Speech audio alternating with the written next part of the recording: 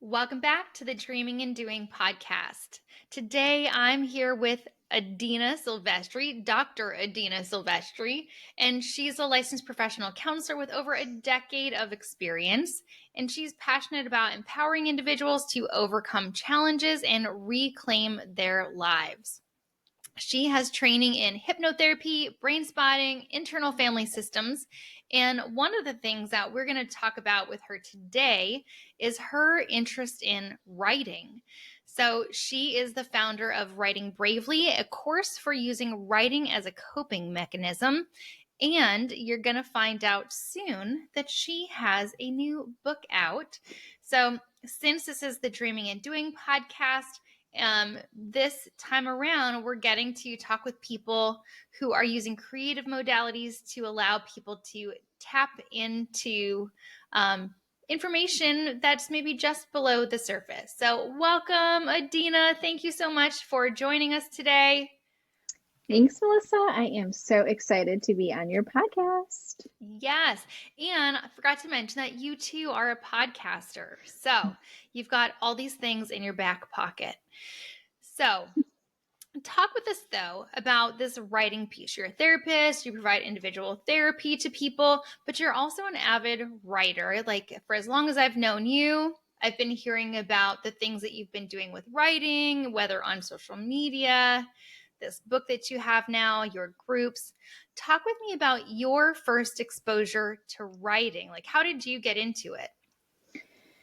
Yeah, well, it was during the pandemic, and I was looking for something to do, like all of us, and just feeling a little isolated. And I found this writing group, Life in 10, which I don't think is in it's not there anymore, but it was this writing group, and you would join online and you met all these amazing people, and you would just do these timed writing prompts um, for like an hour and a half, and then here's the kicker. You would do the timed writing prompt, and then you had to share it with the individuals in the group. And there were some individuals that could write. I know we're probably going to talk about this today, but I mean, there were poets, so it was a little intimidating. But it was the best therapy that I could have possibly asked for at that time. It was just amazing. Yeah. Wow, which is so interesting for me to hear too, because one, I met you during the pandemic. Oh, Yeah. So I met you during the yeah. pandemic, but you've been writing for as long as I've known you. And so I had just automatically assumed that you've been writing for like an eternity when really this is like a new thing that you've gotten into. Well, I'll say this. I've been an avid journaler my entire life. I've always journaled, but to take it that next step and really dig into the emotions and the feelings and connect them back to memories. And then the sharing piece, which, when you're a journal writer, you're not sharing your journal. So that was huge. And, it just made you feel so much more connected and feel so less alone, with your struggles. So that was Yeah. different. Yeah. So talk with me about writing, whether it was writing as like in your journal or writing in these Yeah. groups. It sounds like it really stuck for you. So what was it about writing that you were like, I love this. This is my thing. Like what connected you to writing so much, or what made you gravitate towards it? Yeah. I Again, I think it was just that needing to feel less isolated and alone, and wanting to connect with others, and feeling like therapy at the time was too scary. And um, it helps you to just go into these traumas, big T's, little T's, and tell a story about them. You're a narrator with this process, and that was really exciting, because you're able to just sort of take that story and sort of almost take your power back.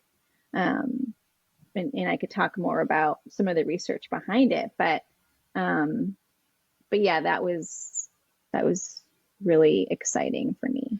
No, exciting is not the right word, but it was really eye-opening for me. Yeah.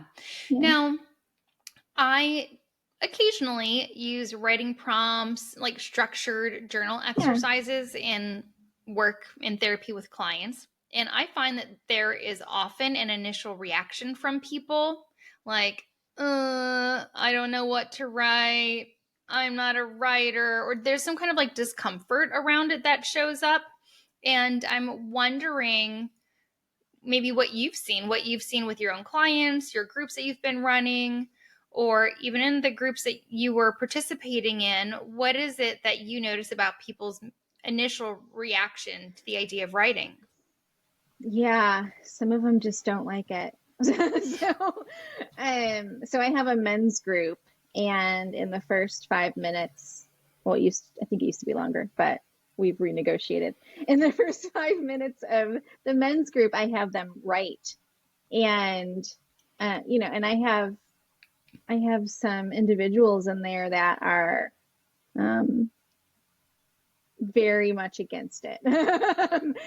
But I think, you know, after a couple of times of doing it, they're they haven't left group. But yeah, but I think the important thing is to let them know that you don't have to be a writer or a poet. You're getting you're a reporter. You're reporting what you feel. You're reporting the story, basically. Um, yeah. Yeah. Well, and I'm thinking about, I think this was literally yesterday. I saw one of those masterclass advertisements. I don't know I if you love get those. those. Yes. I think like anybody who offers anything educational, whether it's like Mind Valley or masterclass, they all have been sharing my contact information. I think all of their stuff comes on my feed. And last night was one of those nights where I'm seeing like a masterclass video. Um, Mm, and someone was talking about writing and how people often say, well, I'm not a writer. yeah. And to which she said, if you have pen and paper and know how to write, then you like, or just can write on the paper with your pen, you are a writer. And That's one of the great. things that I thought was so great is she's like, there's a very low, like, point of entry, right? Like if you have a Hmm. pen and paper and you can write, then you can be a writer. And I think about that with runners too. People are like, well, I'm not really a runner. I like don't run fast. And people are like, well, if you run, then you're a runner. And if you can write, then you're a writer or Yeah. can be a writer. Um, what do you think are some of the things that get in our way, right? That maybe initial opposition to the idea of writing? Hmm. Yeah, I believe that there's just this fear that it has to be perfect, that, you know, it has to flow, it has to sound like everybody else, no mistakes, I can't edit it. Um, but really, you want the raw copy, you want the unedited version of what you're writing. Just trying to think of some other things that people have said. Yeah, I think that's probably it. Yeah, in my experience, even when people have an initial reaction or hesitation about it because maybe I'm not used to doing this or I find that the content that comes up is actually really meaningful, really Mm. interesting, really insightful. And you've been doing this for a while. Like you have groups, you've been in groups.